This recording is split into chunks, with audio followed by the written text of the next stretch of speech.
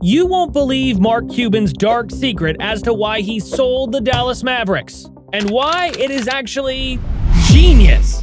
If you're a Shark Tank fan, you've heard Mark Cuban introduced for years as the outspoken owner of the Dallas Mavericks, but that's no longer the case. Or rather, it's not entirely the case. So, what happened to convince this hothead, but extremely dedicated billionaire to finally sell off a majority stake in the franchise he was determined to hold on to? Pretty sure you're turning down $1.4 billion. Oh yeah, I mean I'm turning down anything, but yeah. You're turning down anything? Yeah. Like, would you turn down $3 billion? Yeah. You turned down $3 billion? Yeah. What do I need $3 billion for? And can you believe that one of the most well-known billionaires is having financial problems? We're going to take a closer look. Before we dive too deep into Mark Cuban and his investment or divestment strategies, a bit of housekeeping. If you like this video, please click the like and subscribe buttons down below. This allows me to recognize what you like and keep making quality content that keeps you in the know. Anyway, back to Mark Cuban and the Dallas Mavericks. Now, if you've ever listened to Mark Cuban talk about the Dallas Mavericks, you know that he isn't one of those billionaires who buys a sports team as an investment. He also isn't one of those billionaires who buys a sports team to show off. No, Mark Cuban absolutely loves the Dallas Mavericks. He bought the team when it was ranked in the bottom 10 and barely keeping its head above water. And even then, he refused to even consider selling the team and said that he would refuse any offers. As he managed to bring the team around and bump them up to not only the top half, but the top 10 NBA teams, he continued to maintain that vision, refusing to sell even when offers were made. In fact, when asked if he would refuse a $3 billion offer, he replied, "What do I need $3 billion for?" But then he suddenly decides to sell it off seemingly out of nowhere? What changed? First, you should know that Cuban didn't sell off the team entirely. Mark Cuban kept a minority stake of 27%, and he structured the deal in a way that still allows him to make all the decisions related to basketball operations. That means he's still doing a lot of things that he was before, but with a little less of the profits. But he sold off over 70% of the team to Miriam Adelson. But who is this woman? She's a big shot in the gambling industry who is actually looking to legalize gambling in the state of Texas. In fact, if you haven't heard of Miriam Adelson, you'll have likely heard of Las Vegas Sands, the company that she owns. So, the $3.5 billion that she put up to gain that large stake in the company, it's meant to be an investment, but not just in a basketball team, in gambling. Because according to Cuban, his goal is to install the Dallas Mavericks arena in a huge resort and casino right in the heart of Dallas. And it would stand to reason that the queen of casinos herself would be on board with that decision, right? Now, they'll have to wait until after 2030 when the current lease is up, and they'll have to get Texas to legalize gambling. But they at least have a shot. And if they succeed, Miriam Adelson and Mark Cuban stand to make big bucks.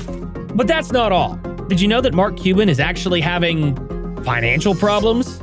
Yep, Cuban is worth approximately $6.2 billion, but he's also made some pretty shady business decisions lately.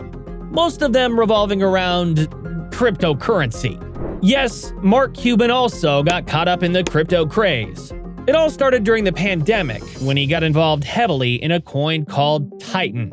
To be fair, everyone was really getting into the idea of cryptocurrency and thinking that it might be the next big thing. But not everyone has Mark Cuban's clout or his ability to draw people in, especially when you're talking about investments. So, when he started promoting Titan, including putting posts on his personal blog, it helped the value of the coin to shoot up. But the fact that Cuban sold off all of his coins just before it hit that rock bottom is definitely shady, right? Now, Cuban claims the only thing he did wrong was the math, that he didn't really pay attention to it and he didn't realize what kind of poor investment it was at the time he was promoting it. But is that really what we believe? And what about Voyager? Voyager is another company that was in the crypto space, but this time it's a lending platform rather than a specific coin. With this one, Cuban put not just his own name, but the name of the Mavericks behind it. He did ads for the company and everything, and when he did, he called it as risk-free as you're going to get. Who doesn't like risk-free? But when it comes to cryptocurrency, there is nothing risk-free about it, and anyone who actually did their research into the space knows that. Unfortunately, a lot of people decide to get involved in crypto without doing their research. Usually after hearing some celebrity that they like and trust, whether for a valid reason or not, talk about how great it is, and the words risk-free are music to their ears. When it comes to crypto and blockchain and stuff, how do you feel about that? I think it's a big part of the future. Right. I really, really do. But I think people are looking at it the wrong way. People get really amped up about the price of the currency, cryptocurrencies, right? The tokens. And they think that's really what crypto is, but it's not. That's the noise, right? The signal is, if I were going to start a business, how can I use this new technology to give myself a competitive advantage and disrupt an industry? Why not get involved in this strange new thing I know nothing about when Mark Cuban says it's great and that there's no risk? Sounds great, right? But this one was also a big flop. Voyager was lending to some pretty shady people. And not only that, but there's proof that Cuban knew they were doing it and knew that there was nothing risk-free about the investment deal he was offering. What that means is this time, he's not getting away scot-free. He's actually being sued for $5 million as a result of this one. Though to be honest, when you're worth over $6 billion, $5 million is a drop in the bucket, right? Let's move on. We're getting out of cryptocurrency now, but into another relatively popular concept that seemed to fly high for a while and then disappear: NFTs. Now, NFTs, or non-fungible tokens, seemed like a pretty cool concept for a while, and a lot of people were investing in them. And Mark Cuban decided to get into the game by buying the Instagram handle @NFT. That may not sound like a big deal, and it wouldn't be, except for the way that his handle tends to operate. They show off big NFT projects on their page, drawing people to invest in them with the impression that they're going to be getting in on something good. You buy a ticket and you scan it at your game. By the end of the first quarter, we are going to automatically create a wallet for you if it's not already created when you log into your Ticketmaster account, and you'll see an NFT from the Dallas Mavericks there. And what's happening is people are starting to collect and trade them, and we've done no promotion on it whatsoever. So people who want to are selling their NFTs for more than they paid for the ticket.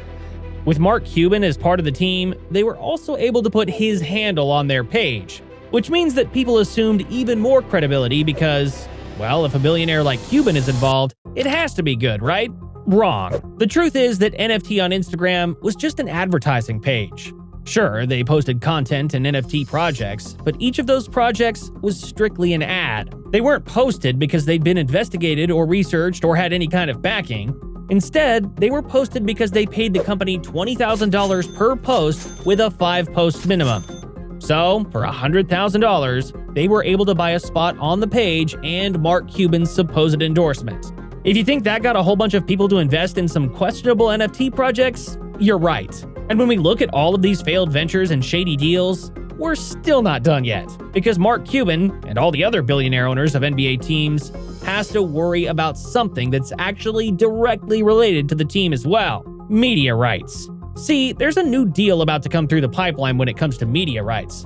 And while last time things were going okay, this time around, not so much. The new deal is going to be based on the fact that the NBA viewing has been declining. And not just declining, but dropping hard. Fewer and fewer people are watching NBA games, and that is going to reflect in just how much owners stand to lose when the deal is finalized. By selling off a majority stake in the company, Cuban stands to get out while the getting is good and see less of that loss reflected on his own pocket. So there we have it.